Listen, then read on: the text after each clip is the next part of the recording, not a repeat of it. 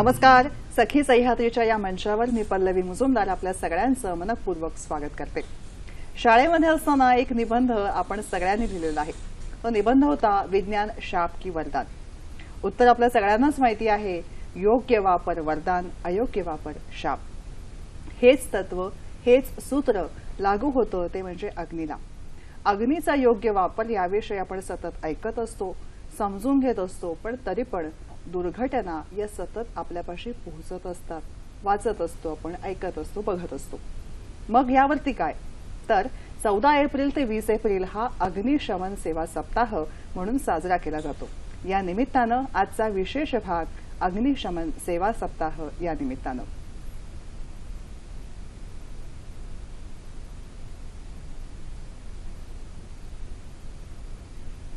अग्निशमन सुरक्षा सप्ताहाच्या निमित्तानं आज आपल्याशी संवाद साधणार आहेत महाराष्ट्र राज्य अग्निशमन सेवेचे संचालक, मुख्य अग्निशमन अधिकारी आणि अग्निशमन सल्लागार संतोष वारिक सर. सर नमस्कार. सखी सह्याद्रीमध्ये आपलं मनपूर्वक स्वागत करते. सरांकडनं अग्निसुरक्षा याविषयी आपण जाणून घेणार आहोत आणि तुमच्या मनातले प्रश्न आमच्यापर्यंत पोहोचवा या दूरध्वनी क्रमांकाच्या माध्यमातून. 24908050 24988050. मुंबई बाहेरचे प्रेक्षक आणि मोबाईलवरून संपर्क साधताना 022 हा एसटीडी कोड फिरवायला विसरू नका. छोटीशी विनंती, प्रश्न विचारताना टीव्ही सेटचा आवाज थोडासा कमी ठेवा जेणेकरून आमचा आवाज तुमच्यापर्यंत व्यवस्थित पोहोचू शकेल. तर आपल्या गप्पांना सुरुवात करूया, पण त्याचपूर्वी असं आहे की आजच्या दिवसाच्या निमित्तानं एक चांगली माहितीपूर्ण अशी ध्वनी चित्रफित आपल्याकडे आहे. ती चटकन बघूया आणि मग आपल्या गप्पांना सुरुवात करूया. 14 एप्रिल 1944 मुंबईतल्या व्हिक्टोरिया गोदीतल्या SS फोर्ट स्टिकन या बोटीला आग लागली. या प्रलयकारी आगीशी झुंज देताना मुंबई अग्निशमन दलाच्या 66 अधिकारी आणि जवानांनी वीरमरण पत्करलं. त्यांच्या या हौतात्म्याचं स्मरण म्हणून देशभरात 14 एप्रिलपासून अग्निशमन सेवा सप्ताह पाळला जातो. राज्यात असणाऱ्या महानगरपालिका, नगरपालिका, नगर परिषदा आणि अन्य विभागांमध्ये असणाऱ्या अग्निशमन दल यंत्रणेचं राज्यस्तरीय सूत्रसंचालन हे राज्य अग्निशमन सेवा संचालनालयामार्फत केलं जातं. राज्यातलं वाढणारं शहरीकरण, नागरिकीकरण आणि त्यातून उद्भवणाऱ्या आगीच्या दुर्घटना यासाठी राज्य अग्निशमन सेवा संचालनालय विविध अग्निशमन दलांच्या माध्यमातून अग्निशमन सुरक्षेसाठी राज्यात कार्यरत आहे.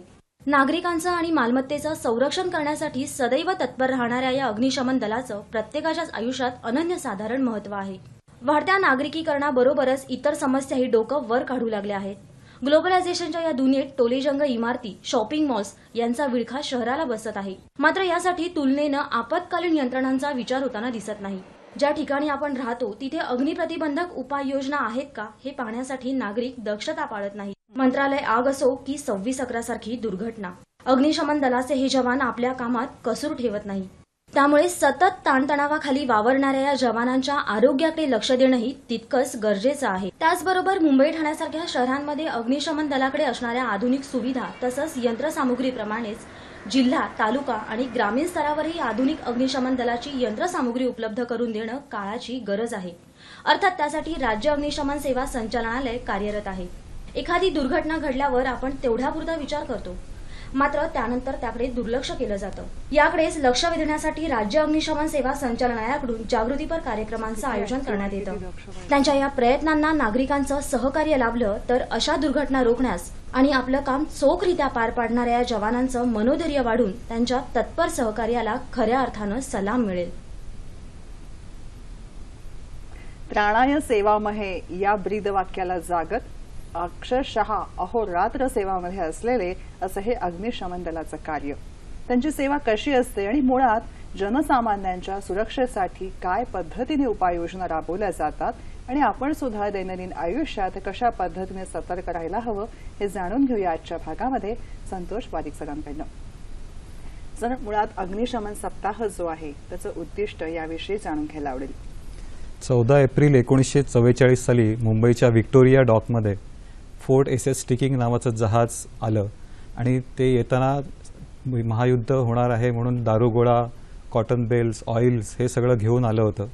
आणि ह्या जहाजावरती सकाळी आग लागली आणि आग विझवण्याचं काम चालू असताना दुपारी साधारणतः 4:30 वाजता या जहाजाचा पहिला स्फोट झाला आणि तो इतका महाभयंकर होता की हे अग्निशमनाचं कार्य करणारे जे जवान होते ते त्या ठिकाणी धारातीर्थी पडले. परत लागोपाठ दुसरा स्फोट झाला आणि त्यामुळे पूर्ण मुंबई हादरली आणि ह्या घटनेची नोंद त्यावेळेला ब्रिटिश पार्लमेंटनी घेतली आणि हा दिवस नंतर केंद्र शासनाने अग्निशमन सेवा दिवस 14 एप्रिल हा अग्निशमन सेवा दिवस म्हणून हे केला आणि त्याच्यानंतर 14 ते 20 एप्रिल हा अग्निशमन सेवा सप्ताह म्हणून सर्व भारतभर हा पाळला जातो. जेव्हा अग्निशमन सेवा सप्ताह म्हणतो किंवा अग्निशमन दल असं आपण जेव्हा म्हणतो तेव्हा एक लक्षामध्ये येतं, आत्ताची ध्वनिचित्रफीत बघितली त्या माध्यमातून अतिशय सतर्कता, दक्षता आणि चोख या सगळ्या वैशिष्ट्यांसह आपण सर्व कर्मचारी कार्यरत असतात. या सगळ्याविषयी आम्हाला जाणून घ्यायला आवडेल. असं आहे की प्रशिक्षण हा आणि टीमवर्क ज्याला सांघिक काम हे अग्निशमन दलाचा म्हणजे पाया आहे. हा जेवढा पाया भक्कम असेल तेवढे अग्निशमन दलाचे कर्मचारी हे कुठल्याही आव्हानांना सामोरे जायला सक्षम होऊ शकतात.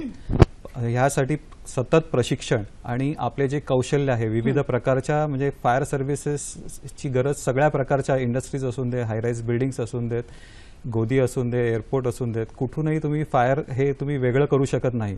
त्यामुळे सर्व प्रकारच्या ट्रेंड्स म्हणजे इंजिनिअरिंग फील्ड्सच्या बाबतीमधली माहिती अग्निशमन सेवेच्या अधिकारी व कर्मचाऱ्यांना लागते आणि ते फायर फायटिंग म्हणजे बेसिक काम आहे त्याच्यामध्ये तर त्यांची मास्टरकी असणे गरजेचं आहे. त्या दृष्टिकोनातनं त्यांना ते तयार केलं जातं आणि त्याच्यासाठी प्रशिक्षण हा मेन मूळ हे आहे, गाभा आहे, हेतू आहे, उद्दिष्ट आहे. आता प्रशिक्षण सेवा जी आहे किंवा या जवानांचं जे कार्य आहे ते अतुलनीय आहे, यात काही शंकाच नाहीये. पण मुळात असं येतं की या सप्ताहाच्या निमित्ताने जेव्हा जनजागृती केली जाते तेव्हा जनजागृतीमध्ये कोणते उपक्रम, कार्यक्रम राबवले जातात त्याविषयी? नेहमी फायर सर्व्हिस वीकच्या अगोदर ज्या औद्योगिक वसाहती किंवा महाराष्ट्रभराच्या ज्या अग्निशमन सेवा आहेत त्या विविध प्रात्यक्षिके आपापल्या अग्निशमन दलाच्या मार्फत विविध प्रशिक्षण संस्था किंवा सोसायटीज ह्यांच्यामध्ये केल्या जातात. त्याच्यानंतर जे आपले शाळा आहेत किंवा कॉलेजेस आहेत त्याच्यामध्ये ड्रॉइंग कॉम्पिटिशन्स किंवा तुमच्या निबंध स्पर्धा आयोजित केल्या जातात. ह्यांनाच्या मार्फत एक जनजागृती करण्याचा प्रयत्न शासनामार्फत केला जातो आणि जे संचालनालय आहे महाराष्ट्र अग्निशमन सेवेचे ह्याच्यामार्फत एक सगळ्या ह्यांना आपली जी थिएटर्स आहेत त्याच्यामध्ये ध्वनी फीत सुद्धा दाखवली जाते. बरोबर आहे. जेव्हा शाळा महाविद्यालयांचा उल्लेख होतो तिथे जनजागृती हा एक मोलाचा भाग आहे. ती कशा पद्धतीने राबवली जाते? इथे टेबलावरती आपण बघितलं तर खूप रंगीबिरंगी ब्रोशर्स आहेत. ती सगळ्यांपर्यंत पोहोचवणं हे एक मोठं कार्य आहे जनसामान्यांसाठी, नाही का? हो, जनसामान्यांपर्यंत पोहोचणं, कारण फायर सर्व्हिसेस जर बघायला गेलं तर फक्त नगरपालिका आणि महानगरपालिका यांच्या क्षेत्रापुरत्याच मर्यादित आहेत. बराचसा ग्रामीण भाग सध्या अग्निशमन सेवेपासून वंचित आहे. त्यामुळे सर्व महाराष्ट्रातल्या जनतेपर्यंत पोहोचणं कठीण आहे. पण तरी सुद्धा जिथे नागरीकरण, औद्योगिकरण मोठ्या प्रमाणात आहे अशा ठिकाणी या अग्निशमन सेवेच्या माध्यमातून आम्ही अवेअरनेस प्रोग्राम किंवा जनजागृतीचे प्रोग्राम्स घेतो. स्कूल्स आणि कॉलेजेसमध्ये डेमॉन्स्ट्रेशन्सही अरेंज केले जातात आणि त्याच्या माध्यमातून प्रत्येक त्या घरापर्यंत पोहोचणं हाही एक त्यामागचा उद्देश आहे. जर घरातले म्हणजे जर पाल्य आपले म्हणजे चिल्ड्रन्सना आपण जर एज्युकेट केलं तर ऑटोमॅटिकली जे आई वडील आहेत त्यांच्यापर्यंत हा मेसेज जाईल आणि त्यांच्या माध्यमातून ते घर फायर सेफ कसं होईल, अग्निसुरक्षितेपासून त्यांच्यापर्यंत तो निरोप किंवा तो हे पोचणं हे या म्हणजे अग्निशमन सप्ताहाचं मेन उद्दिष्ट आहे. खरं आहे सर. तुमच्याकडे या निमित्ताने बऱ्याच स्लाइड्स आहेत त्या पण आपण बघूया काय काय आहेत त्या. आग जर आपण बघितलं तर आग हे एक ट्रायंगल ऑफ फायर ज्याला म्हणतो आम्ही, की ज्याच्यामध्ये फ्युएल म्हणजे आगीसाठी जळणारा पदार्थ, उष्णता आणि हवेमधला ऑक्सिजन ह्या तिघांचा जर संयोग झाला तरच आग लागू शकते. जर हे तिघांपैकी एकही गोष्ट आपण जर काढली तर तिथे आग लागू शकणार नाही. त्यामुळे आम्ही ह्याला ट्रायंगल ऑफ फायर म्हणतो आणि कोलॅप्स ऑफ ट्रायंगल म्हणजे ज्याला आग विझवण्याची पद्धती आहे ती सुद्धा ह्याच बेसवरती अवलंबून आहे. ज्याच्यापैकी एक घटक आयदर फ्युएल किंवा उष्णता किंवा ऑक्सिजन ह्याच्यापैकी काहीही कमी केलं की आपोआप ती आग विझवली जाऊ शकते. त्या माध्यमातून आम्ही आगीची म्हणजे आगीवरती नियंत्रण मिळवण्याचा हे करतो. आग लागण्याची कारणं आणि नियंत्रण याविषयी बोलूया. आपण कार्यक्रमामधला पहिला फोन आलाय तो तुमच्या परवानगीने घेते. भारत वावळ आपल्याशी बोलतायत डोंबिवलीहून. नमस्कार. सखी मध्ये सुरुवातीला जे अग्निशमन दलाची चित्र दाखवली ती खूपच छान आणि मानयोग्य होती. त्याबद्दल सखी धन्यवाद देतो. माझा प्रश्न असा की आपण पाहतो की मुंबई सारख्या अतिशय गजबजलेल्या शहरामध्ये कुठेही आग लागते, कधी पण आग लागण्याची शक्यता असते. अशा प्रसंगी आग विझवण्यासाठी अग्निशमन दल नेहमी तत्पर असतं. परंतु माझा प्रश्न असा आहे की आपण कुठेही कधीही जर आपल्याला आग लागली समजले तर एक मुंबईचा दक्ष नागरिक म्हणून आमचे कर्तव्य काय आणि आम्ही अग्निशमन दलास कशा प्रकारे सहाय्य करू शकतो. धन्यवाद. खूपच चांगला प्रश्न आज त्यांनी विचारलेला आहे. परफेक्ट आहे. नागरिकांकडून अग्निशमन सेवेचे जे अपेक्षा आहेत त्या फारच सोप्या आणि साध्या आहेत. जेव्हा आपण अग्निशमन दलाला 101 या नंबरवरती फोन करता त्यावेळेला तो फोन आल्यानंतर फायरचं जे कंट्रोल रूम असतं तो फोन परत रिचेक करतो. त्यामुळे आपलं नाव, आपला मोबाईल नंबर किंवा लँडलाईन नंबर त्यांना द्या आणि त्या अनुषंगाने ते तुम्हाला परत फोन करतील आणि त्या ह्याच्यावरती कन्फर्मेशन करतील आणि हा 101 नंबरवरनं आपल्याला कंट्रोलवरनं परत फोन येईल की खरोखरच तिथे आग लागली आहे का हे कन्फर्म केलं जातं आणि मगच फायर सर्व्हिसेस तिथे जातात. बरोबर आहे. आपल्याला अग्निशमन सेवा नियंत्रण कक्षाचा दूरध्वनी क्रमांक स्क्रीनवर आता दाखवण्यात आला, तो बघून घ्या. तो असा आहे 022 हा एसटीडी कोड आहे. 266-777-777 म्हणजे एकूण 266 आणि 5 वेळा 7 हा क्रमांक फिरवायचा आहे किंवा अगदी सोपा आणि लक्षात ठेवण्यासाठी तो असा आहे 101. अग्निशमन सेवा नियंत्रण कक्षाचा संकेतस्थळाचा पत्ता आहे www.mahafireservice.gov.in. दूरध्वनी क्रमांक 101. आपत्तीच्या वेळी इथं संपर्क साधता येईल. हो सर. त्यांचा जो प्रश्न होता त्याच्यामध्ये असं आहे की ज्यावेळेला एखाद्या ठिकाणी आग लागलेली असेल ते एखादी औद्योगिक संस्था असून दे किंवा निवासी वसाहत असून दे, त्या ठिकाणी अग्निशमन केंद्र म्हणजे गाडी ज्यावेळेला पोहोचते ती पोहोचण्यासाठी मार्ग उपलब्ध नसतो. तर तो मार्ग उपलब्ध कसा होईल किंवा त्या लोकेशनपर्यंत कमीत कमी वेळामध्ये पोहोचणं ही महत्वाची गोष्ट असते.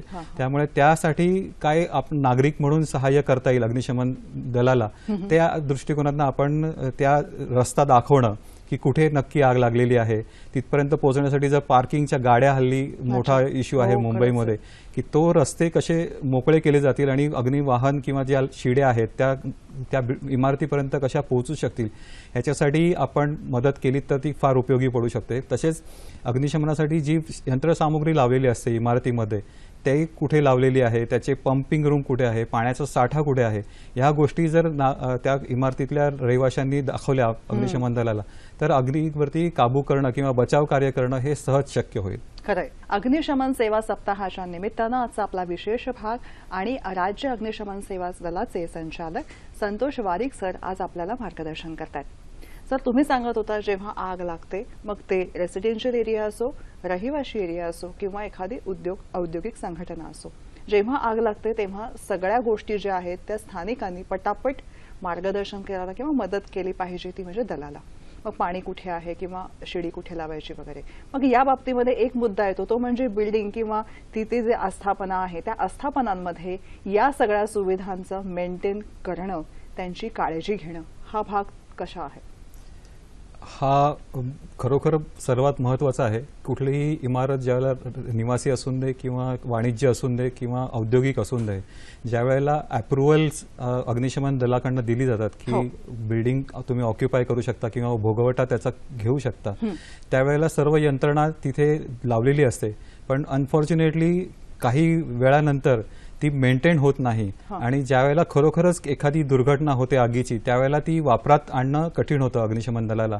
तर अशासाठी महाराष्ट्र अग्निसुरक्षा जो कायदा आहे त्या कायद्यान्वये अशी प्रोव्हिजन्स केलेली आहेत की ज्या अग्निशमन दलाने आपल्याला इमारतीमध्ये फायरच्या सिस्टीम्स दिलेल्या आहेत, हायड्रंट सिस्टीम असून दे, स्प्रिंकलर सिस्टीम असून दे किंवा धुराच्या डिटेक्शन सिस्टीम असून दे, त्या योग्य रीतीने कार्यरत आहेत की नाही याची तपासणी जे लायसन्स अभियोक्ता आम्ही लायसन्स एजन्सीज ज्या नियुक्त केलेल्या आहेत शासनाने त्यांच्या मार्फत दर 6 महिन्यांनी करणं गरजेचं आहे आणि त्या प्रमाणात तसं प्रमाणपत्र जानेवारी आणि जुलै महिन्यामध्ये प्रत्येक वर्षी स्थानिक अग्निशमन दलाला देणं गरजेचं केलेलं आहे. तर ही खरोखरच अशी जर सर्व इमारती आणि ह्यांनी जर केलं तर आपण प्रमाणात पासून सुरक्षा करू शकतो इमारतीची, जेणेकरून वित्तहानी व प्राणहानी आपण टाळू शकतो. खरं या मुळात या सगळ्यामध्ये हेच आहे की काळजी घेणं आणि सतर्क असणं. पुढचा फोन आहे, रवींद्र कुडाळकर आपल्याशी बोलतायत नाशिकहून. नमस्कार. नमस्कार आपल्या दोघांनाही. सर, अग्निशमन दलाचे अधिकारी आणि कर्मचारी आम्हाला सर्वसामान्य जनतेला खूप बहुमोल सेवा देतात, किंबहुना आमच्या आयुष्याचे एक त्या अभिवाज्य असा अंगच झालेला आहे. मी सर्वप्रथम आपल्या कार्याबद्दल आणि आपले ज्या आता सध्या जो सप्ताह चालू आहे त्याबद्दल अभिनंदन करतो आणि धन्यवाद देतो आपल्या सेवेबद्दल. माझे 3 प्रश्न आहेत आपल्याला. पहिला प्रश्न असा आहे की अग्निशमन सेवा ही अद्ययावत तंत्रज्ञानाचा उपयोग आपल्या सेवेमध्ये कसा देते, हा पहिला प्रश्न. दुसरं म्हणजे असं की आपले सर्वच कर्मचारी धाडसानं साहसामध्ये काम करत असतात, त्यामुळे त्यांचं मनोधैर्य उंचावत ठेवणे खूप महत्वाचं असतं. आपण मोटिवेट कसं करता, हा दुसरा प्रश्न. तिसरं असं की परदेशात जी सेवा दिली जाते अग्निशमनाची आणि भारतातली सेवा ही यामध्ये काही फरक आहे की साम्य आहे का? धन्यवाद. खूप छान प्रश्न आहेत. हो, आपले खरोखरच प्रश्न खूप चांगले आहेत.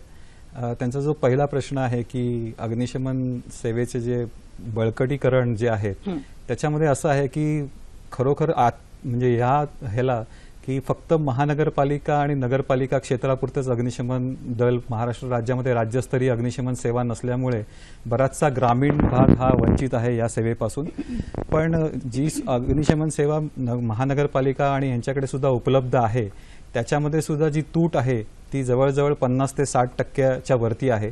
ती तूट अग्निशमन केंद्र, मनुष्यबळ प्रशिक्षित अधिकारी वर्ग आणि जी यंत्रणा आहे अग्निशमन वाहने याच्या बाबतीतली आहे. आणि महाराष्ट्र शासनाने महाराष्ट्र अग्निसुरक्षा अभियानाच्या माध्यमातून जवळजवळ 285 कोटीची मोठी योजना या अग्निशमन सेवेच्या सक्षमीकरणासाठी राबवित आहे. आणि त्याच्यामार्फत जवळजवळ 100 अग्निशमन केंद्र महाराष्ट्रभर नव्याने तयार होत आहेत आणि ती येत्या 1 वर्ष 2 वर्षामध्ये कार्यान्वित होतील.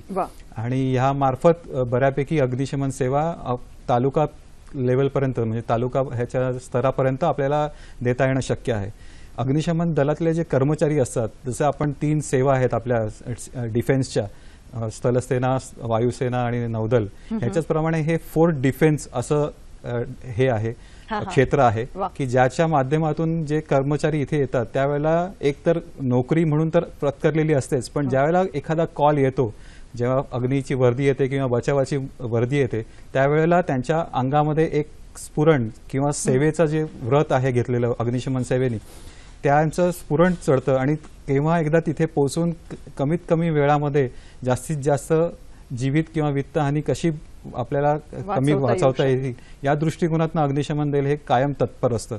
आणि ह्या ध्यासानेच टीमवर्कसाठी स्थानिक पातळीवरती प्रत्येक अग्निशमन केंद्रामध्ये ड्रिल्स, फायर ड्रिल्स ज्या असतात त्या केल्या जातात कवायती, जेणेकरून जी काही इक्विपमेंट्स त्यांच्याकडे अवेलेबल आहेत, फायर फायटिंगची असून देत किंवा बचाव कार्य करण्याची, रेस्क्यू जे आहेत, लॅडर्स आहेत किंवा ब्रिदिंग ॲपरेटस सेट्स आहेत, याचा सराव करणं, ते वापरणं आणि त्या करून त्या रेस्क्यूचे ड्रिल्स करणं, ह्याचा सराव करून करून ज्यावेळेला असा आपत्कालीन प्रसंग येतो त्यावेळेला आपलं जास्तीत जास्त कौशल्यपणाला लावून ते बचाव कार्य करू शकतात. त्यामुळे ते हे आहे. आणि आपण जो तिसरा प्रश्न विचारला की प्रगत देश आहेत, जे अमेरिका असून देत किंवा युरोपियन कंट्रीज असून देत, ह्याच्यामध्ये जर आणि म्हणजे भारतातील अग्निशमन सेवेचा विचार केला तर एक आहे की त्यांच्याकडचे रोड्स खूप चांगले आहेत.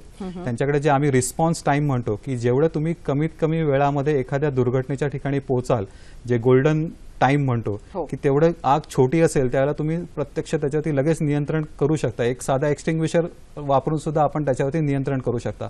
पण जेव्हा आग वाढते त्यावेळेला मग तुम्हाला फायर मोठे वॉटर बेस्ड सिस्टीम्स वगैरेचा वापर करावा लागतो आणि त्यामुळे इनडायरेक्ट लॉसेस वगैरे पण खूप होतात. तर तो जो तिकडे भाग आहे की फायर डिटेक्ट करणं लागली तर आणि ती त्याच भागामध्ये राहणं आणि त्याच्यावरती स्प्रिंकलर किंवा हे वापरून ती तिथल्या तिथेच कंट्रोल करणं अग्निशमन दल येईपर्यंत, ह्या सिस्टीम्स इथे सगळ्या प्रोव्हाइड केल्या जातात आणि त्या मेंटेन केल्या जातात प्रॉपरली. तिकडचा जो इन्चार्ज किंवा कोण असेल बिल्डिंगचा हा तो पर्सनली रिस्पॉन्सिबल असतो. जर त्या सिस्टीम त्या मेंटेन नाही केल्या तर त्यांच्यात जास्त टॅक्स त्यांना द्यावा लागतो. अच्छा. त्याच्यावरच बर्डन येतं आणि ह्या गोष्टी सगळ्या इन्शुरन्सची पण तिकडे लिंक केलेल्या आहेत, इन्शुरन्सची आहेत. त्यामुळे ह्या मेजर डिफरन्स भारतातील आणि परदेशातील अग्निशमन सेवांचा आहे. आणि प्रशिक्षण आणि ह्या गोष्टी भारतात सुद्धा आता चांगल्या अवेलेबल आहेत. बऱ्यापैकी नवीन प्रशिक्षण केंद्र सुद्धा आहेत. नॅशनल फायर सर्व्हिस कॉलेज नागपूरचं आहे ते, किंवा राज्य शासनाचं स्वतःचं फायर अकॅडमी आहे कलिना सांताक्रूज पूर्व येथे. तिथेही एक basic level, entry level fireman course आणि बेसिक एंट्री लेवल सब ऑफिसर्स आणि फायर प्रिव्हेन्शन कोर्सेस 1 वर्षाचा असे कोर्सेस केले जातात, ज्या माध्यमातून आम्ही प्रशिक्षण पुरवत असतो. खरं, कार्यप्रणाली तुमच्या शब्दांमधून आमच्या समोर थोडक्यात पण व्यवस्थित उलगडली गेली. पुढचा फोन आलेला आहे. अरुण बोलतात आपल्याशी औरंगाबादहून. नमस्कार अरुण. नमस्कार मॅडम, मी अरुण चौंगे बोलतोय, औरंगाबाद जिल्ह्याचे सिल्लोड. बोला बोला. खूप महत्वाचा एक विषय घेतला आज. अनेक जण केवळ इमारती आकर्षक दिसत आहेत म्हणून इमारतीच्या बाह्य भागावर काचेचा वापर जास्त प्रमाणात करतात. परिणामी अशा इमारतीमध्ये आग लागल्यास इमारतीमधील रहिवासी व परिसरातील लोकांचा जीव धोक्यामध्ये येतो. आणि अशा घटना मुंबईमध्ये आधी घडल्याही आहेत. तर मला यावर असा प्रश्न विचारायचा आहे सरांना की अग्निशमन दलाच्या जवानांचे काम हे मुळातच घटना घडल्यानंतरचे आहे. मात्र सुरक्षेविषयी वेळीच जागरूक राहून घटना घडूच नये यासाठी इमारतीच्या मालकांनी पूर्वीच सावध राहून इमारतीच्या बांधकामात काचेच्या वापरावर नियंत्रण का ठेवू नये. थँक्यू. धन्यवाद. घटना घडूच नाही यासाठी काय करता येईल यासाठी तुम्ही आमचं टेबल जर बघितलं तर वेगवेगळ्या प्रकारच्या ब्रोशर्सने भरून गेलेलं आहे. आणि या सगळ्या भित्तीपत्रकांमधनं ब्रोशरच्या माध्यमातून सतत हाच मुद्दा कायम आहे, तो म्हणजे जनजागृती. किंबहुना आजचा एपिसोड जो आहे तो जनजागृतीचाच एक भाग आहे. सर, अधिक काय त्यांना सांगाल? त्यांनी प्रश्न विचारला. आत्ताच्या 2-3 ज्या आगी झालेल्या आहेत मुंबईमध्ये, त्याच्यामध्ये ही बाग प्रकर्षाने जाणवली आहे. याचं मुख्य कारण म्हणजे आग लागल्यानंतर जी हीट आणि स्मोक तयार होतो तो बाहेर पडण्यासाठी काचेच्या इमारतींमध्ये वाव कमी असतो. त्यामुळे ती आग आतून पसरण्याचा धोका उद्भवतो आणि ही आग पुढे पसरू नये म्हणून व्हेंटिलेशन सिस्टीम्स त्याच्यामध्ये असणं आवश्यक आहे. याबाबत मुंबई अग्निशमन दलाने एक गाईडलाईन्स तयार केलेले आहेत. तसंच जे आता नॅशनल बिल्डिंग कोड जे आहे, भारताची इमारत संहिता, ह्याच्यामध्ये सुद्धा याबाबतच्या गाईडलाईन्स आहेत आणि त्या नवीन साधारणतः ऑक्टोबर-नोव्हेंबरमध्ये त्या प्रसिद्ध होतील. आणि ह्या जर प्रत्येक औद्योगिक संस्था असून देत किंवा इमारत असून देत, महानगरपालिका वगैरे यांच्या डेव्हलपमेंट कंट्रोल रूल्स, विकास नियंत्रण नियमावली ज्याला म्हणतात, त्याच्यामध्ये त्या फॉलो केल्या तर नक्कीच याबाबत आपल्याला जास्त फायर सुरक्षा या इमारतींना प्रदान करणं शक्य होणार आहे.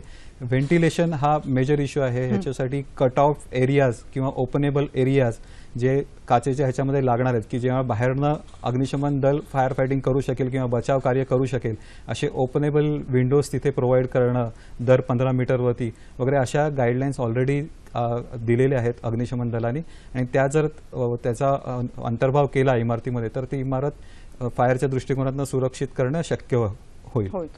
सर, मुळात आग लागते तेव्हा ह्या बऱ्याच प्रकारच्या आग लागण्याची कारणं आणि प्रकार आहेत, याविषयी आपण जाणून घेऊया. बरोबरीने खूप सुंदर स्लाइड्स तुमच्याकडे आहेत, त्याही दाखवूया. आग लागण्याची जी कारणं आहेत त्याच्यामध्ये इलेक्ट्रिकल म्हणजे निग्लिजन्स हा सगळ्यात मोठा आहे. तर त्याच्यामध्ये काही स्लाइड्स मी हे दाखवू इच्छितो. फायरच्या इलेक्ट्रिकल ज्या ओव्हरलोडिंग ज्याला म्हणतो आपण, की एखाद्या स्विचवरती जास्त प्लग्स लावून वगैरे तिकडनं इलेक्ट्रिक ड्रॉ केलं जातं, जास्त वापर, त्याच्यामुळे मग ओव्हर हिटिंग होतं आणि तिकडे आग लागण्याची संभावना असते. तसंच एक इलेक्ट्रिकल रूम्स ज्या खाली असतात, एखाद्या प्रत्येक इमारतीच्या खाली एक इलेक्ट्रिकल बॉक्स असतात आणि त्याच्यामध्येच काही त्यांचे सिक्युरिटी गार्ड वगैरे राहत असतात. तर ते त्यांचे कपडे त्यांच्या ह्याच्यामुळे जर तिकडे एखादं शॉर्ट सर्किट वगैरे झालं तर आग लागते आणि त्याच्यामुळे तो धूर आणि जी हे आहे ते संपूर्ण इमारतीत पसरतं. अशा ज्या गोष्टी आहेत, पॅसेजेस किंवा इलेक्ट्रिकल ओव्हर हे होऊ नयेत यासाठी प्रत्येक इमारतीच्या रहिवाशांनी काळजी घेणं आवश्यक आहे. हेच ओव्हर हिटिंग आणि ह्याचं अजून एक उदाहरण. दुसरं स्वयंपाकघरातल्या स्टोव्ह तुम्ही वापरत असाल किंवा LPG वापरत असाल घरामध्ये, किचन म्हणजे शिजवताना, अन्न शिजवताना, त्यावेळेला गृहिणींनी त्या स्टोव्ह हा नेहमी सिलेंडरच्या पेक्षा उंच जागी पाहिजे. नंतर जे काही म्हणजे कपडे जे परिधान केलेले असतात, जर स्टोव्ह असेल तर लूज कपडे तिकडे घातले नाही पाहिजेत, किंवा LPG जर लीक असं कळलं आपल्याला तर कुठलेही स्विच म्हणजे इलेक्ट्रिकल किंवा हे ऑन किंवा ऑफ करू नये. आणि जेवढं व्हेंटिलेशन आपल्याला देता येईल, खिडक्या दरवाजे ओपन करून, जेणेकरून जो गॅस लीक होतोय तो निघून जाईल. आणि जर पॉसिबल असेल तर जो लीक झालेला सिलेंडर असेल तो ओपन एअरमध्ये आणणं, उघड्यावरती आणून तो ठेवणं, की आणि अग्निशमन दलाला किंवा कुठली जी एजन्सी असेल, जे सर्व्हिस प्रोव्हायडर्स असतील त्यांना कॉल करणं, या गोष्टी आपण करू शकतो. बरोबर आहे. पुढचा फोन आहे. सुवर्णा जोशी बोलतायत अंधेरीहून. नमस्कार, बोला, प्रश्न विचारा. हॅलो, नमस्कार मॅडम. हो, हो. आणि सर तुम्हाला पण नमस्कार. मी ऍक्च्युली तुम्हाला खूप प्रश्न विचारले गेलेले आहेत आता, आणि तुम्ही खूप छान त्याचं स्पष्टीकरण करून कळवत आहात, त्यामुळे सगळ्यांना त्याच्याबद्दल ऍक्च्युली व्यवस्थित मिळत आहे इन्फॉर्मेशन. तर मला ऍक्च्युली मी ह्याच्यासाठी फोन केला की मी अंधेरीला राहते, आंबोलीला राहते, आणि जी अग्निशमन आपलं जे आहे त्याच्याकडनं इतकी छान आम्हाला एक सुविधा मिळाली होती. सकाळी मॉर्निंग वॉकला मी जात होती तेव्हा एक कबूतर वरती झाडावर लटकलेलं होतं, आणि मी तिथनं फोन केला, तर लगेच त्यांनी एक 20 मिनिटांमध्ये अंधेरी वेस्ट मधनं शॉपर स्टॉपच्या इथनं ते आपले व्हॅन आली आणि त्या कबुतराला त्यांनी रेस्क्यू केलं आणि ते घेऊन गेले. आणि ते लवकर आल्यामुळे ते कबूतर वाचलं. कारण माझा मुलगा आहे ते अॅनिमल मॅटर्स टू मी म्हणून त्याच्यावर कनेक्टेड आहे, आणि तो अॅनिमल वाचवतो, म्हणजे बर्ड. धन्यवाद सुवर्णा. तुमच्या या मुद्द्यामधनं तुम्ही पण एक मोलाचं कार्य केलं आहे, तुमचंही अभिनंदन करूया. आणि सर, या जोडीने असे विचारते, मुळात अग्निशमन दलाला कोणत्या कोणत्या वेळी कॉल येतो जनसामान्यांकडनं की आम्ही अडचणीत आहोत, आम्ही अडचणीत असण्याची कारणं कोणती कोणती असतात? अग्निशमन दलाला तसं बघायला गेलं तर कुठलीही नॅचरल कॅलॅमिटीज ज्याला म्हणतो, नैसर्गिक आपत्ती, ते अर्थक्वेक असून देत, भूकंप असून देत, लँडस्लाईड असून देत, रोड ॲक्सिडेंट्स असून देत, किंवा आग असून देत, बचाव कार्य, रेल रोडच्या कुठल्याही दुर्घटना असून देत, जिथे जीवितहानी किंवा वित्तहानी होऊ शकते, असं कुठल्याही प्रकारच्या इमर्जन्सीसाठी अग्निशमन दल हे नेहमी धावून जातं. आणि ह्यासाठी प्रत्येकासाठी विविध प्रकारची इक्विपमेंट्स किंवा विविध प्रकारची कौशल्य अग्निशमन दलाला जपावी लागतात. कारण वॉटरमधनं फ्लड्स आलेले असताना रेस्क्यू करणं हा टोटली वेगळा भाग आहे. एव्हिएशन, ज्याला एअरपोर्ट्स आणि ह्याची जे फायर सेफ्टी आहे तो एक वेगळा विषय आहे. परत पोर्ट आणि शिप्सची जी फायर फायटिंग आहे ती टोटली भिन्न आहे. बंदर आणि जहाजाच्या हायराईज बिल्डिंगची जी अग्निशमन सेवा आहे ती टोटली वेगळी आहे, उंच इमारतींच्या बाबतीमधली. आणि औद्योगिक, जिथे हजार्डस पेट्रोकेमिकल्स, गॅसेस, विषारी वायू वगैरे हाताळले जातात, अशा ठिकाणी सुद्धा जी अग्निशमन सेवा आहे ती एक विशिष्ट प्रकारची असते, की ज्याच्यासाठी ब्रिदिंग ॲपरेटस आणि त्या systems, foam, dry chemical powders वगैरे विशिष्ट यंत्रणा वापरली जाते. करेक्ट. अग्निशमन सेवेचं जे केंद्र असतं त्या केंद्राच्या इथे संध्याकाळी त्यांची प्रात्यक्षिकं, कवायती चाललेल्या असतात. त्यामागचं उद्दिष्ट जे आहे सतत सतर्कता, आणि कुठल्याही वेळी कधीही आपल्याला सांगितलं तर चटकन जाता येईल, हे त्याच्या मागचं उद्दिष्ट हे तुमच्या माहितीमधनं आमच्यापाशी आज पोहोचतंय. त्यातून सतर्कता आणि कार्यप्रणालीविषयी असलेली दक्षता ही आम्हाला अभिमान वाटतो या सगळ्या गोष्टींचा. अग्निशमन सेवा सप्ताहानिमित्ताचा विशेष भाग, आणि राज्य अग्निशमन सेवा दलाचे संचालक संतोष वारिक सर आपल्याला मार्गदर्शन करतात. आग लागल्यावरती त्या अनुषंगाने उचलणारी पटापट पावलं ही फार मोलाची आहेत. आणि तुम्ही खूप छान शब्द वापरलात, गोल्डन पिरियड, गोल्डन टाइम. या गोल्डन टाइममध्ये स्थानिकांनी काय करावं, सतर्कता सामान्य जनांनी कशी बाळगावी? आपण दैनंदिन ज्यावेळेला घरामध्ये राहतो किंवा आपण जिथे काम करतो त्या ठिकाणी काही सिस्टीम्स म्हणजे असतात. कारण आपण काम करतो तो डेस्क आपला, तिथे असलेले इलेक्ट्रिक प्लग्स आणि त्याच्या आजूबाजूला असलेले ज्वलनशील पदार्थ काय आहेत का, किंवा आपण जिथे औद्योगिक ह्याच्यामध्ये काम करत असू तिथे इलेक्ट्रिकल इन्स्टॉलेशन्स पासून जे ज्वालाग्रही पदार्थ दूर करणे, किंवा हाऊसकीपिंग ज्याला आपण म्हणतो, घरातलं घर आपण जसं नीटनेटकं ठेवतो तसं आपलं वर्क प्लेस सुद्धा तशीच जर नीटनेटकी ठेवली आणि त्याचं ओव्हरलोडिंग किंवा केलं नाही. इलेक्ट्रिकल शॉर्ट सर्किटमुळे जवळजवळ 60 ते 70% आगी लागतात. तर तेच जर तुम्ही व्यवस्थित इलेक्ट्रिकल ओव्हरलोडिंग किंवा शॉर्ट सर्किट वायरिंग जर चेक केलं, इंडस्ट्रियल ह्याच्यामध्ये दरवर्षी ते करणं भाग असतं, पण घरामध्ये आपण ते करत नाही.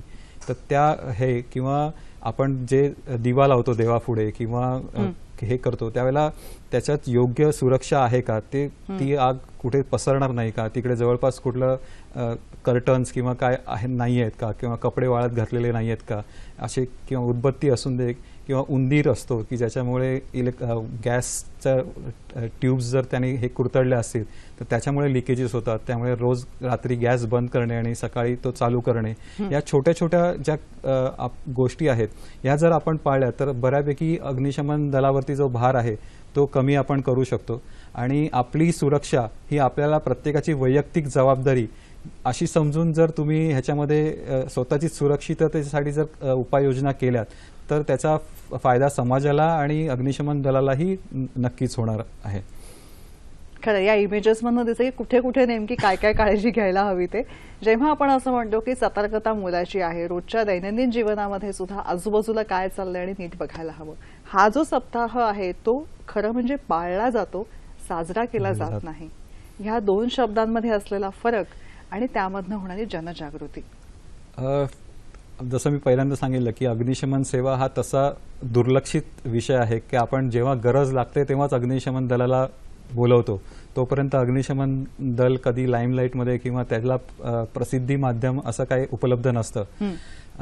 अग्निशमन देवातील जवान आणि अधिकारी हे सुद्धा जसं सांगितलं की ही जी तूट आहे ज्या नॅशनल गाईडलाईन्स प्रमाणे ती फार मोठी आहे. त्यामुळे आम्ही प्रत्येक लोकांपर्यंत पोहोचू शकत नाही.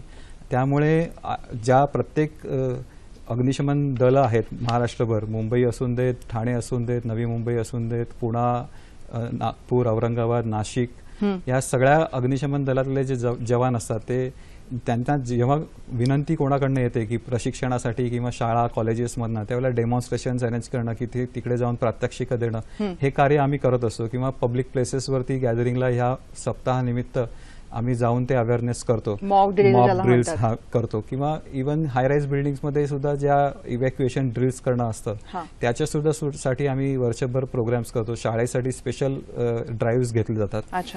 तर ह्या निमित्ताने ती अवेअरनेस करण्याचा प्रयत्न आम्ही करत असतो. लोकांपर्यंत पोहोचण्याचा प्रयत्न आम्ही अग्निशमन दल हे करत असतं. हे खूप वेगवेगळे उपाय आहेत आणि हे सगळं लोकांपर्यंत पोहोचवणं यासाठी हा आठवडा आहे. पुढचा फोन आहे, सुरेश वाघमारे बोलतायत आपल्याशी. नमस्कार सुरेश वाघमारे पनवेल, बोला. हॅलो. येस बोला. नमस्कार वारिक साहेब. नमस्कार. वारिक साहेब नमस्कार. नमस्कार. नमस्कार. सर्वप्रथम तुमचं अभिनंदन. एक फायरमन त्या संचालक या पदावरून आपण दूरदर्शनवर दिसताय त्याबद्दल आपलं अभिनंदन. माझे 3 प्रश्न आहेत. बोला. सर्वप्रथम आपण जो अग्निशमन सेवा सप्ताह आहे सुरेशजी चटकन त्यानिमित्त आपण जो कार्यक्रम आयोजित केलेला आहे याच्यामध्ये वर्तमानपत्र आणि सगळे आपल्या दूरदर्शनवर मॅडमने सांगितलं की हा सप्ताह आपण साजरा करतो. मला वाटतं की हा सप्ताह आपण पाळतो अवेअरनेससाठी. एक सूचना होती. आणि नंबर दुसरा आहे की नागरिकांनी काय करावं म्हणून आपण जो 101 नंबर दिलेला आहे, मला वाटतं 101 नंबर हा फक्त मुंबईपुरता मर्यादित आहे, परंतु ज्या महाराष्ट्रातल्या सगळ्या नगरपालिकाकडे आहे तिथे 101 नंबर हा लागू होत नाही. तर तिथे कॉन्टॅक्ट करायचा असेल तर तो मुख्याधिकाऱ्याच्या कार्यालयात नंबर असतो, तो जनतेला माहीत नसतो. त्यामुळे लोकांना तो नंबर जास्त प्रचलित करता येईल. तर मला असं वाटतं की अग्निशमन दलाच्या सगळ्या गाड्यावर जर तो नंबर टाकला तर लोकांना कदाचित तो नंबर लिहिता येईल. नाही तर ऐन वेळेला मग विचारत बसतात की अग्निशमन दलाला कसं कॉन्टॅक्ट करावं, काय नंबर करावा. हा दुसरा प्रश्न आहे. तिसरा प्रश्न आहे की मुंबईसारख्या मोठ्या शहरामध्ये आता अंडरग्राऊंड केबल गेलेले आहेत, गॅस लाईन गेलेली आहे, इलेक्ट्रिकल केबल गेलेले आहे, यांचं रिपेअर मेंटेनन्स नवीन कामं चालू असतात. तर अशा वेळेला कित्येक वेळा जे डिगिंग करणारे वर्कर्स असतात त्या ठिकाणी कोणी सुरक्षित नसताना अशा वेळेला गॅस लाईन वगैरे अशा इलेक्ट्रिकल लाईन लिकेज होतात किंवा त्यांचं इन्स्ट्रुमेंट लागून डॅमेज होतात आणि मग त्या ठिकाणी दुर्घटना घडते. तर अशा वेळी अग्निशमन दलाकडून हलकत प्रमाणपत्र घेण्यात येतं का किंवा त्यांचं सुपरविजन किंवा अशा अस्ताव्यस्त केबल जर पडलेले असतील तर प्रिकॉशन्स म्हणून काही काळजी घेतली जाते का? आणि शेवटचा प्रश्न आहे की अग्निशमन दलाचे जेवढे काही कर्मचारी आहे यांचं सगळं कार्य जीवावरचं असल्यामुळे त्यांचा इन्शुरन्स बद्दल काय आहेत आपल्या योजना त्याच्याबद्दल आपण थोडी माहिती द्याल तर बरं होईल. धन्यवाद. त्यांच्या सगळ्या प्रश्नांची टप्प्याटप्प्याने उत्तर देऊ आपण.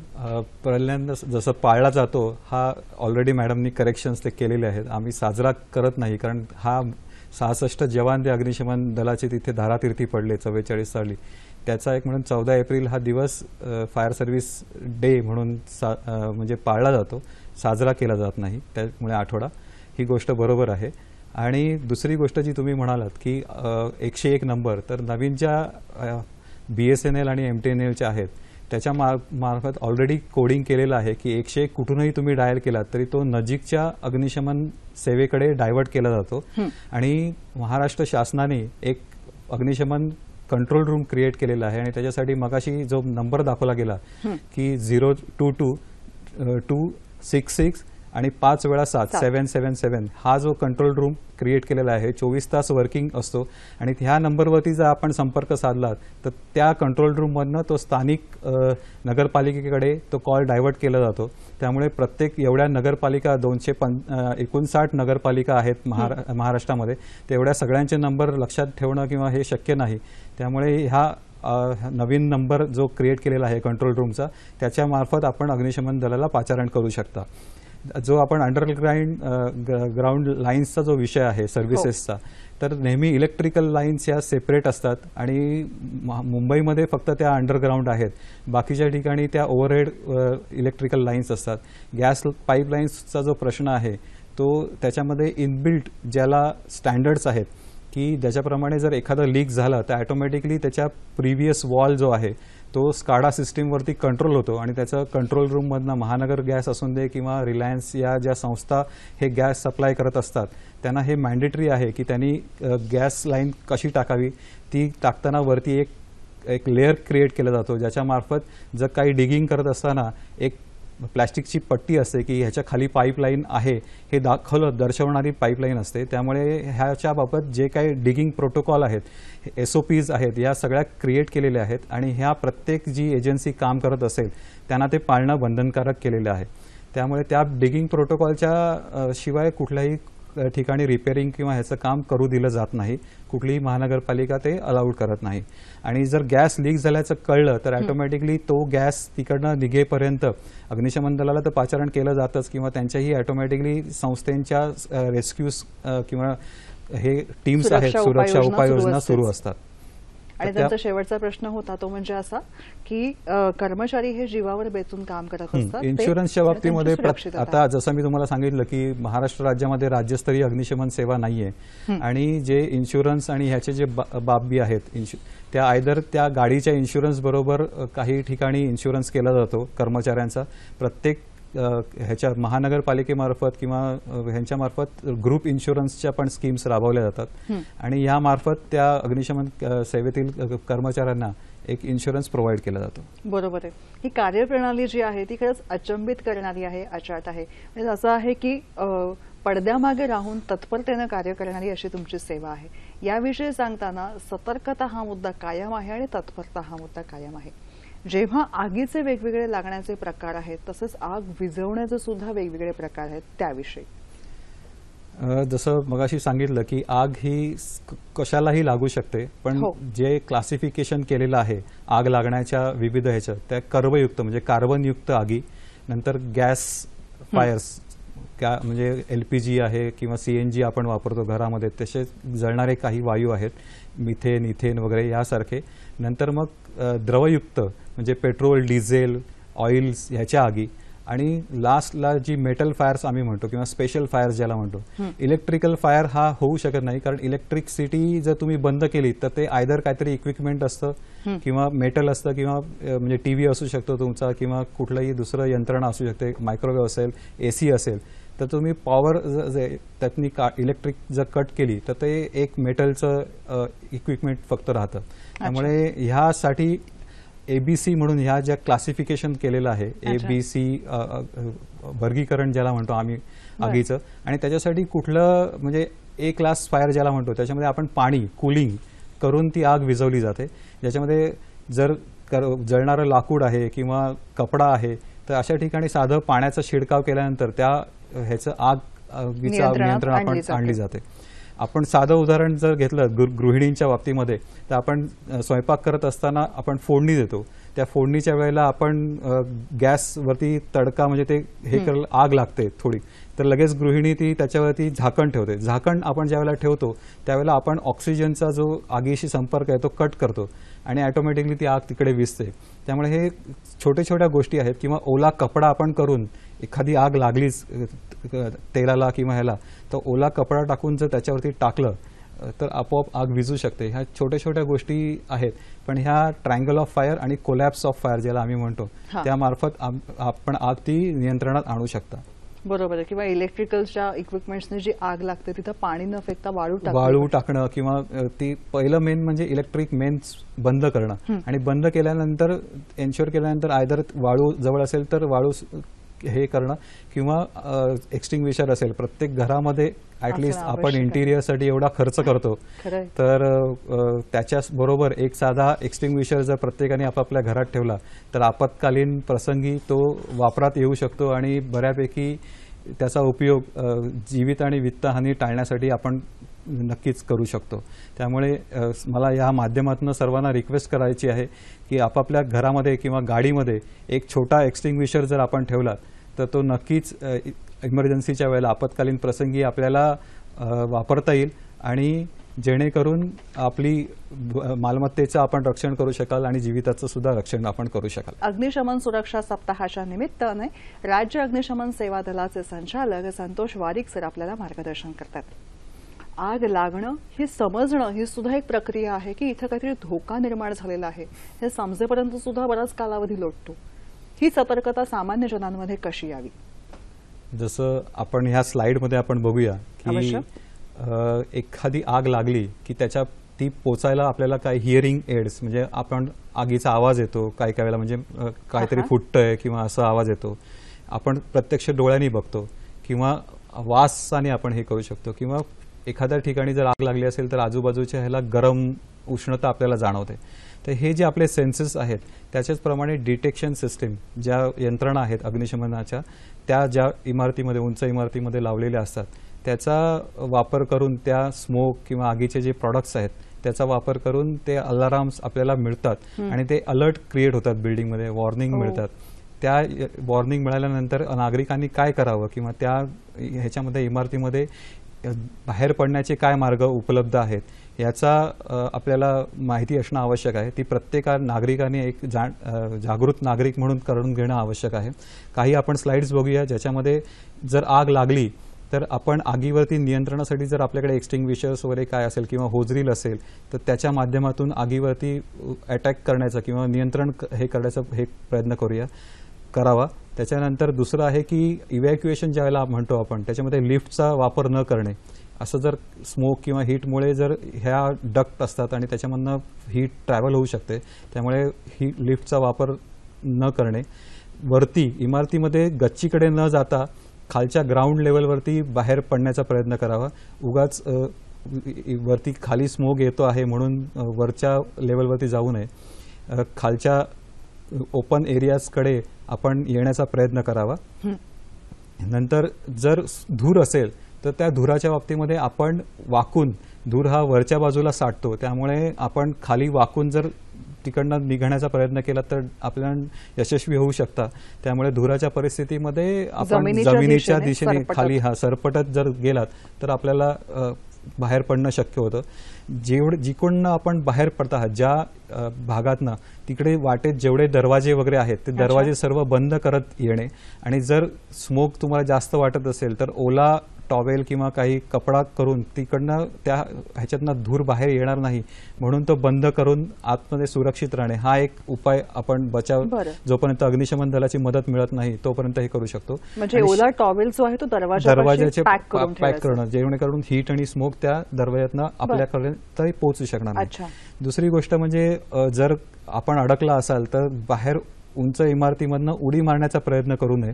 साईडला उभं राहावं पर्यंत किंवा बचावासाठी खुणा कराव्यात किंवा ओरडण्याचा प्रयत्न करावा, जेणेकरून अग्निशमन दल आपल्याला आपल्यापर्यंत पोहोचण्यासाठी सहकार्य करता येईल. शिडीच्या माध्यमातून एक्सटर्नल बाजूनी वगैरे करणं हे शक्य होईल. त्यामुळे स्वतः उडी मारण्याचा वगैरे स्वतः प्रयत्न करून आतताईपणा न करता थोडं शांत राहून परिस्थितीवर नियंत्रण मिळवणं हे फार अत्यावश्यक आहे. त्यावेळी मानसिकदृष्ट्या स्थिर असणं हे संकटाच्या काळी फार मोलाचं आहे. पुढचा फोन आहे. डॉक्टर प्राजक्ता मुळे आपल्याशी बोलतायत. नमस्कार डॉक्टर. मी डॉक्टर प्राजक्ता मुळे बोलते मुलुंडहून.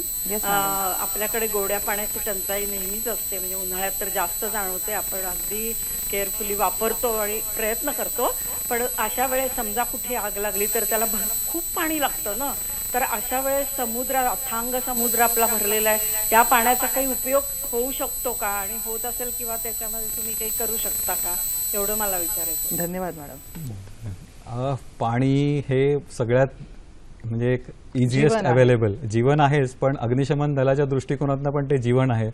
कारण जिथे सगळ्या उपाययोजना संपतात तिथे पाण्याशिवाय दुसरा पर्याय उरत नाही आगीवरती नियंत्रण आणण्यासाठी. तर अशा वेळेला पाणी जे उपलब्ध असतं सगळीचकडे उपलब्ध असतं, पण नवीन ज्या टेक्नॉलॉजीज वॉटर मिस्ट वगैरे आलेल्या आहेत त्याच्यामध्ये कमीत कमी पाण्यामध्ये आपण आगीवरती नियंत्रण मिळवू शकतो. ह्याच्यामध्ये वॉटर मिस्ट म्हणजे एक फाईन स्प्रे पाण्याचा वापर करून आपण आगीवरती नियंत्रण मिळवू शकतो. पाणी हे पोर्टेबल पाणी म्हणजे पिण्याच्यासाठी जे आपण पाणी वापरतो तेच अग्निशमनासाठी वापरलं पाहिजे असं नाहीये. पोर्ट सर्व्हिसेस असून देत किंवा मोठमोठ्या इंडस्ट्रीज असून देत, इथे रॉ वॉटर जे असतं अनट्रीटेड वॉटर सुद्धा अग्निशमन सेवेसाठी वापरलं जातं. किंवा आपण जे इफ्लुएंट ट्रीटमेंटमध्ये ट्रीट केलेलं सुद्धा पाणी या ठिकाणी आम्ही ज्यावेळेला कुठेच काय पर्याय उरत नाही अशा ठिकाणी तेही पाणी आम्ही वापरतो आगीच्या ठिकाणी.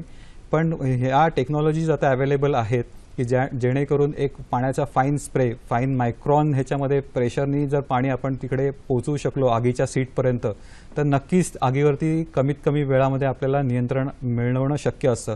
आणि ह्या टेक्नॉलॉजीज आता मेजॉरिटी सगळ्या अग्निशमन दलामध्ये जे पंप आहेत ते हाय प्रेशर पंप वापरले जातात, जेणेकरून कमीत कमी पाणी वापरून आगीवरती नियंत्रण मिळवण्याचा प्रयत्न केला जातो. कारण पाण्याच्या जे वापर जास्त केला तर त्याच्यामुळे इनडायरेक्ट लॉसेस आम्ही जे म्हणतो की पाणीच्या जेट्समुळे इतरत्र आजूबाजूचे जे इक्विपमेंट्स असतात त्याची पण हानी होते. तर ती टाळण्याच्या दृष्टिकोनातून कमीत कमी पाणी वापरून आगीवरती नियंत्रण मिळवण्याचा प्रयत्न अग्निशमन सेवेकडनं केला जातो.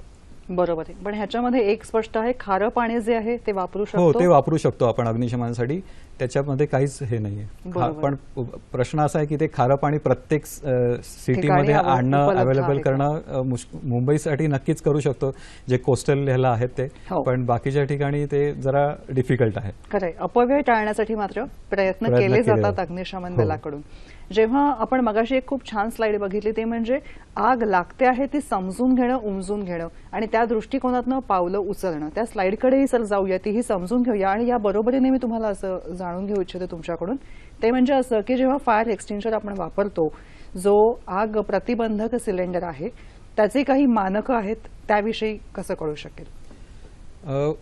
प्रत्येक अग्निशमन शामक जो आहे तर आता जसं सांगितलं की अ वर्ग जिथे पाणी मेन बेस असतं, नंतर दुसरा फोम एक्सटिंग्विशर असतं, ड्राय केमिकल पावडर ज्याला आम्ही म्हणतो, DCP एक्सटिंग्विशर्स, हे असे वेगवेगळे एक्सटिंग्विशर्स आहेत. आणि त्याची भारतीय मानक संस्था जी आहे त्यांच्यातर्फे मानके नेमून दिलेली आहेत. त्या मानकाप्रमाणे जर एक्सटिंग्विशर्स तयार केलेले असतील तर ते साधारणतः 100 स्क्वेअर मीटरसाठी एक एक्सटिंग्विशर या थंब रूल ज्याला आम्ही म्हणतो त्याच्याप्रमाणे जर प्रोव्हाइड केला आणि तिथे कुठल्या प्रकारचे धोके आहेत, इलेक्ट्रिकल जर धोके असतील तर तिथे आम्ही CO2 एक्सटिंग्विशर्स वापर केला जातो. आणि जर नॉर्मल हे असेल तर वॉटर टाईप कार्बोयुक्त ह्याच्यासाठी वॉटर टाईप एक्सटिंग्विशर्स तिथे आम्ही रेकमेंड करतो. अशा प्रकारे तेल किंवा ह्याचं जर असेल वायू वगैरे तर त्याच्यासाठी आम्ही ड्राय केमिकल पावडर्स एक्सटिंग्विशर्सचा वापर रेकमेंड करतो.